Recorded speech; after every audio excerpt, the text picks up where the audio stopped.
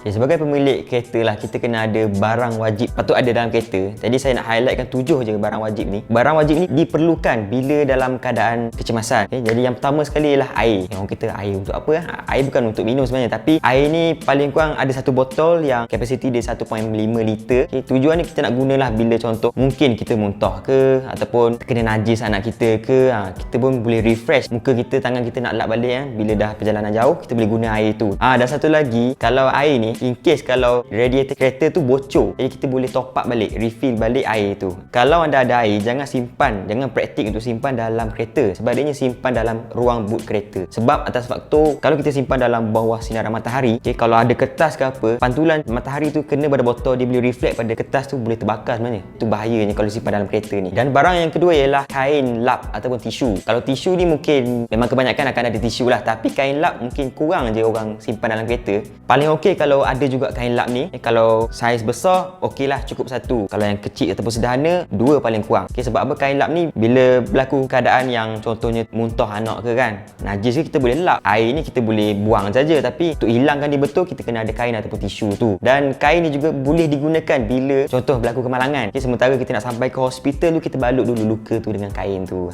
Itulah function dia. Yang ketiga ialah lampu suluh. Mungkin ada yang kata macam, buat apa ada lampu suluh kan? Zaman sekarang ni semua handphone semua dah ada built-in sekali dengan torchlight tu. Tapi cuba anda bayangkan contoh berlakunya insiden, bateri handset kita dah habis. Walau macam mana pun kena ada juga, wajib ada juga lampu suluh ni. Okey, lampu suluh ni tak perlulah beli yang besar pun, beli yang kecil je, sebab sekarang ni dah ada yang moden kan, ada LED. LED ni walaupun kecil, dia dah terang sebenarnya. Lagi okey kalau anda beli yang ada jenis fungsi lampu amaran tu, dia macam berkelip-kelip kan, lagi menampak saat kecemasan kita tu. Untuk yang keempat ialah jumper. Okey, jumper ni kegunaan dia untuk kita in case kalau bateri kita ni kong tanpa kita duga lah, kita driving kong, jadi kita perlukan jumper untuk bateri kita tu untuk hidupkan kereta kita, dan kita kena minta bantuan daripada pemilik kereta lain lah. Tapi kalau anda nak mudah lagi, sebenarnya zaman sekarang ni dah ada jual jumper yang built-in ataupun jumper yang jenis mudah alih. Okay, dia ada sekali dengan alat power bank khas tu. Bentuk dia memang macam power bank, kecil tapi dia power. Jadi anda tak perlu jumper bateri guna dengan kereta lain, hanya jumper menggunakan alat power bank tu saja. Barang yang kelima ataupun alat yang kelima kena ada ialah tayar ganti. Kalau kereta anda jenis yang kereta-kereta premium, mungkin tayar tu tubeless, jadi tak adalah tayar ganti tu, abaikan. Tapi kalau kereta-kereta biasa ni, kilang kereta tu akan bagi sekali dengan tayar ganti. Cumanya bila ada tayar ganti, kita sebenarnya tak check pun angin tayar tu ada cukup ke tak dalam tu kan. Kalau berlaku insiden lah mana tayar kena tukar, tayar explode ke, kita kena tukar tayar ganti. Jadi tiba-tiba angin tayar tak ada, jadi masalah pada kita. Cuba untuk check atau praktikkan untuk check keadaan angin tayar ganti ni paling kurang 2 bulan sekali, check je. Yang keenam, alat ni dia berkait dengan tayar ganti tadi. Kalau tak ada alat ni, tak ada function lah ada tayar ganti tu, iaitu jack dan lug wrench ataupun spanner lah. Jack ni kita guna untuk naikkan kereta kita bila nak buka tayar tu kan. Nak cabut tayar, kena naikkan kereta dulu, kita kena jack dulu. Dan yang kedua ialah spanner tu, lug wrench tu. Spanner ni kita untuk buka nut tayar kereta kita tu. Tapi kalau anda beli, anda dah tukar ke sport rim ke, biasanya dia akan sediakan sekali soket untuk buka special nut sport rim ni. Sebab sport rim ni dia berbeza, dia ada orang kata panggil special nut tu. Jadi tolong simpan sekali soket tu dalam kereta anda, jangan simpan dalam store rumah anda. Yang ketujuh ialah kit kecemasan. Kit kecemasan ni tak perlulah beli yang besar ataupun yang banyak penuh dengan pelbagai ubat. Cukup anda beli yang ada bandage, adanya ubat luka dan plaster luka. 3